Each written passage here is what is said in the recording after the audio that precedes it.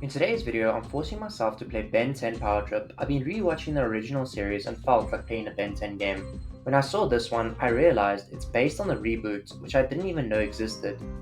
Honestly, I would have preferred a game based on the original. The reboot doesn't look like my cup of tea, but I haven't watched it, so I won't let nostalgia cloud my judgment. I'll be playing through Ben 10 Power Trip, sharing my thoughts on why it actually surprised me, and letting you know if it's worth playing. Let me know in the comments, what's your favorite Ben 10 game? Mine was Ben 10 Alien Force on the PS2. If you enjoy this video, please consider subscribing. At the start of the game, Ben's powers are taken away by the antagonist, Hex. Naturally, progression means we don't have access to all the aliens right away. The character designs are very entertaining. It doesn't take long before we unlock Heat Blast, who can double jump and use a flamethrower, both for combat and clearing paths. Ben also has a scooter which is surprisingly fast and makes traversal pretty easy. One of the first missions with Heat Blast is just burning logs to clear the road. And sadly, you do a lot of this. Combat is simple but has some fun combos. The NPCs, however, are dull and lifeless, rarely saying anything interesting. There are side missions like stopping Decibel's music or helping other NPCs in the open world.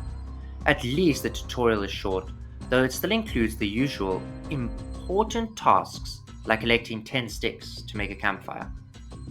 As you progress, you level up and can upgrade one of three stats: toughness, which is health, power, which is damage, and luck, which is critical hits.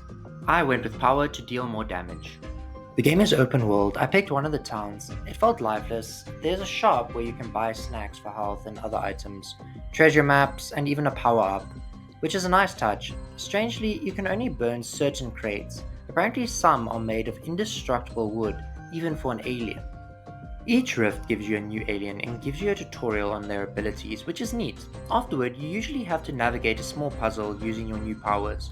Once you start unlocking more aliens, traversal becomes much smoother and much more enjoyable.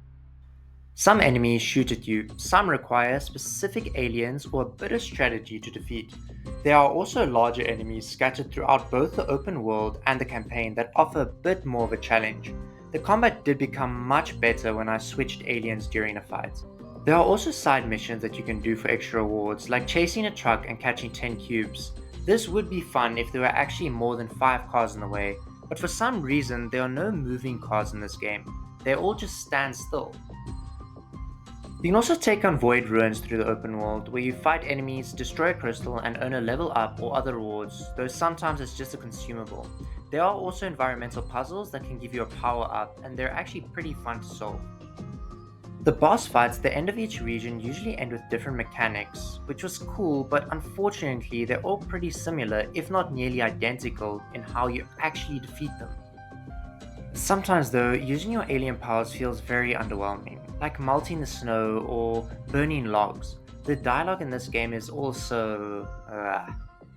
Don't worry about me. I am the Burgermeister after all. No way! Burgermeister, I'm starving!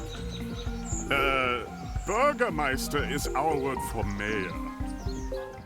They do try and spice up the otherwise dull destroy 10 of this or collect 10 of that missions. Like when you burn leaves, suddenly a small enemy jumps out. Some collection missions even make objects move when you try and grab them. Crazy stuff. There were also standout moments like getting beard potions for a group of lumberjacks and giving them ridiculous beards, or getting your aliens and using them in the open world. My favorite alien as a kid was Four Arms, and I was excited to unlock him. He's pretty powerful too, as should be. Unfortunately, so many of the quests were just basic fetch quests. It also sucked that you couldn't use Diamond Head to freeze water. Like the second you touch water, you just respawn back on land. Accelerate has run on water in the show. It would have made sense if you could do that here too. The final boss fight had 3 trials that forced you to use your abilities and aliens. They were easy, you had to destroy 3 crystals, but this time there were way more enemies. After clearing them, you had to face Hex one-on-one. This part was really fun. He had some cool attacks and would move to different spots, and I even managed to die somehow. In the end, I beat him using Heat Blast, since his double jump made it easy to dodge the attacks. The ending was fun, and the boss fight was probably the highlight of the game for me. This game honestly surprised me. I went into it expecting to dislike or even hate it because it was based off the reboot, but it wasn't bad. It wasn't good either. It was just okay. There were parts I enjoyed, and it even has split screen, which is always a plus for me. I wouldn't really recommend it unless you're a massive Ben 10 fan or have younger kids who need something to play. It's on Game Pass, so if you have Game Pass, it might be worth a try. My younger sister played it and she actually really enjoyed it, so that's also something to keep in mind. Usually, when a game reuses assets like this, I start thinking about how cool it would be to see a roguelike version of it. Something like Risk of Rain 2. Imagine starting off with different aliens, and as you progress, they evolve with different items and upgrades, and eventually you even unlock more aliens to play with. You wouldn't even need voice actors or a deep story, just pure focus on aliens, gameplay, and progression. And you can even keep all the same enemy types that are already in the game. That kind of Ben 10 roguelike would be interesting to see. And yeah, I know everyone and their auntie is making a roguelike, but not all ideas have to be good ones to end up on the internet. That's just an idea. Thanks for watching, and on the very unlikely event of this video getting 200 likes, I'll force myself to get all of the achievements.